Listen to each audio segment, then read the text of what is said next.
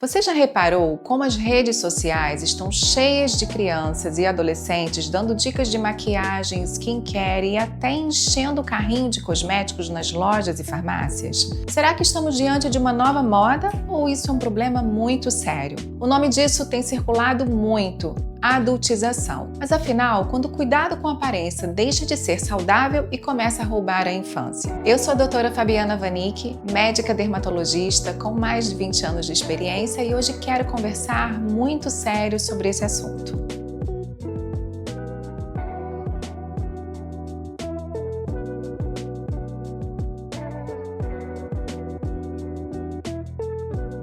Quando a gente olha para os números, os sinais já são preocupantes. Um estudo brasileiro mostrou que mais de 30% dos adolescentes relataram insatisfação com a própria imagem corporal. Isso significa quase 1 em cada 3 jovens crescendo já com inseguranças profundas sobre a própria aparência. E quando a gente conecta isso com a explosão de redes sociais, filtros influenciadores e essa busca constante por um padrão idealizado de beleza, dá para entender o tamanho do desafio. Nos últimos 2 anos, por exemplo, os procedimentos estéticos realizados em adolescentes de 13 a 17 anos no Brasil cresceram quase 40%. E eu não estou falando de tratamentos médicos reparadores, eu estou falando de botox preventivo, preenchimentos, harmonização, skincare complexo, cirurgias plásticas e muitas vezes que nem adultos precisariam fazer ou seguir. E por que isso está acontecendo? Porque os adolescentes estão sendo impactados todos os dias por uma avalanche de comparações, imagens editadas e expectativas irreais.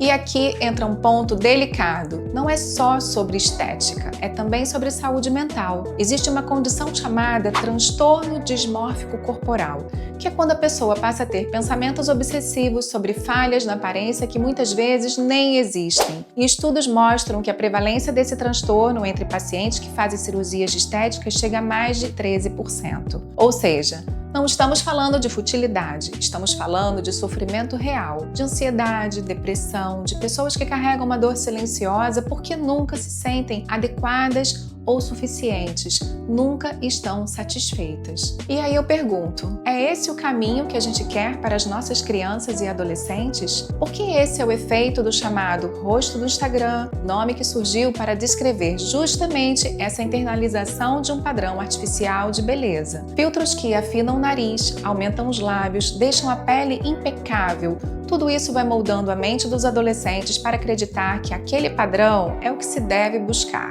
E quando eles se olham no espelho e não veem aquilo, sentem frustração, baixa autoestima e inadequação. E eu posso falar com propriedade, porque eu vejo isso no consultório aqui, no meu dia a dia. Adolescentes pedindo tratamento de olheira que são muito escuras, toxina botulínica porque não querem formar rugas no futuro, preenchimento labial porque ficam se comparando com as influenciadoras ou as atrizes favoritas, pedindo protocolos de skincare de 10 passos porque acham que a pele deles nunca está boa o suficiente. E eu preciso ser firme, isso não é cuidado, isso é sobrecarga emocional. A adolescência é uma fase que deveria ser de descobertas, de aceitação, de aprender a se gostar e não de correr atrás de um ideal impossível.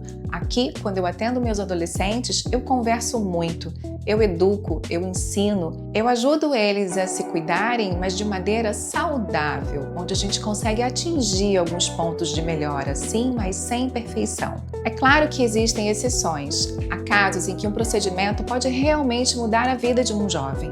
Uma rinoplastia que melhora a respiração, uma cirurgia reparadora em casos de queimadura, cicatriz ou deformidade que realmente gera sofrimento. Nesses casos, o impacto é positivo e transformador, mas são exceções, não podem virar a regra.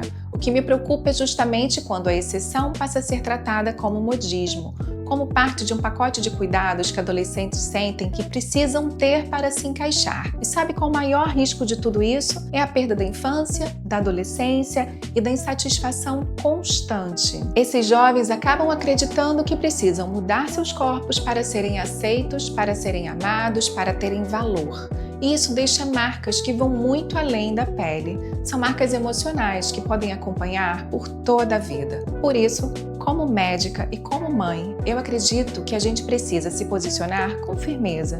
Dizer não quando é preciso dizer não. Escutar, orientar, acolher, tratar, mas também proteger. Porque sim, muitas vezes a decisão do adolescente é movida pela pressão de grupos, pelas comparações e pelos algoritmos que dizem não são bons o suficiente.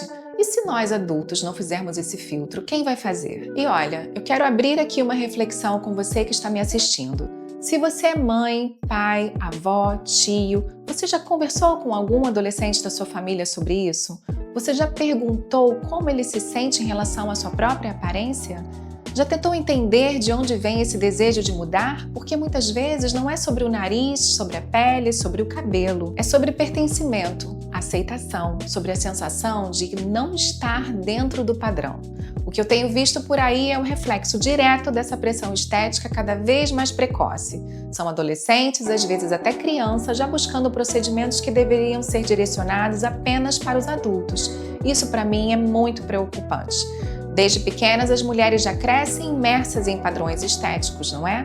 Vamos ser honestos aqui. O cabelo precisa estar sempre arrumado, a pele não pode ter espinha, o corpo que precisa se encaixar como uma forma. Essa cobrança começa cedo e, infelizmente, tem se intensificado por conta da internet. O problema é que essa pressão estética, quando chega na adolescência, encontra um terreno fértil, uma fase da vida em que a insegurança em relação ao corpo e aparência é gigantesca. É nessa fase que a autoestima está em formação, que a identidade está sendo construída, então temos que ter muito cuidado. E o que acontece quando, em vez de apoiar esse processo natural, a gente começa a dizer para esse adolescente que ele precisa realmente de um preenchimento, de um botox preventivo, de um procedimento estético para ser aceito? Porque antes mesmo dessa menina ou menino viver a experiência de ter uma expressão, de aceitar que a pele dela vai mudar com o tempo, alguém já está dizendo que ela precisa paralisar uma ruga e mexer em tudo. Isso não é cuidado, isso é colocar um peso desnecessário, muitas vezes irreversível, sobre alguém que ainda está construindo a sua relação com o próprio corpo e com sua própria imagem. E não pensem que isso acontece só com procedimentos injetáveis ou cirúrgicos. A internet está cheia de crianças e adolescentes obcecados por skincare. Vídeos de rotinas de beleza feitas por meninas de 10, 12 anos usando produtos que nem adultos estão indicados em todas as situações.